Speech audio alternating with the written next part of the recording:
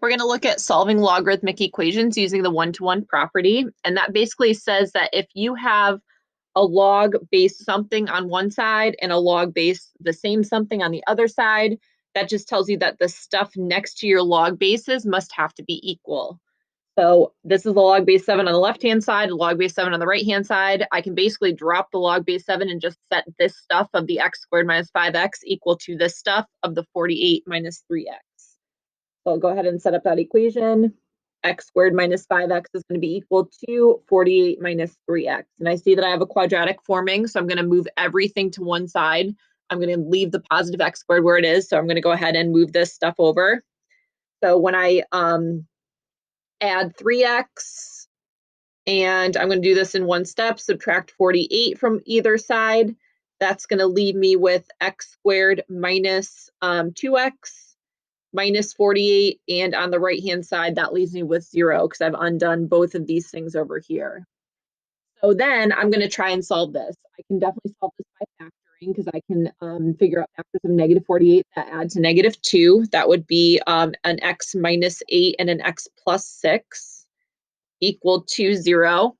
And then I can use my zero product property to solve. So I'll split up the x minus 8 equal to 0, x plus 6 equal to 0, and then go ahead and solve each of these separately. That's going to give me a possible x value of positive 8 or possible x value of negative 6. And with the one-to-one equations, we have to make sure that we're going back and checking them in the original to make sure that we're not getting any negatives inside the parentheses here.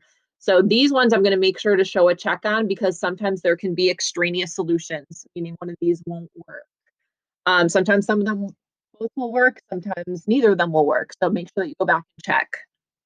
So I'll start with the x's equal to positive 8. So on the left-hand side, that's going to give me log base 7 of 8 squared minus 5 times 8. And on the right-hand side, that's going to give me log base 7 of 48 minus 3 times 8. So I'm just going to simplify and combine like terms on the inside here just to make sure I'm getting a positive value. So log base 7 of 64 minus 40 equal to log base 7 of 48 minus 24. I'm just going to make sure that when I subtract these, I'm getting positive. So log base 7 of 24 equal to log base 7 of 24. So they're both positive. That's what we're looking for. So x equals 8 does work. I'm going to go ahead and check x equals negative 6. And just be careful here with the negatives. When you plug back in, make sure you're using parentheses. So when I plug in a negative 6 squared, I'm going to use parentheses. Minus 5 times negative 6. On the left-hand or on the right-hand side, log base 7 of 48 minus 3 times negative 6. I'll clean this up a little bit. So log base 7 of 36 plus 30. Again, just be careful of the signs here. Negative and negative make a positive. Equal to log base 7 of 48 plus 18.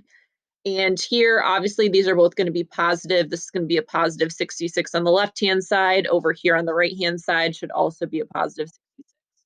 So both of these values actually do end up working. So just because one is negative, do not automatically cross it out. It could actually work when you go back and check it.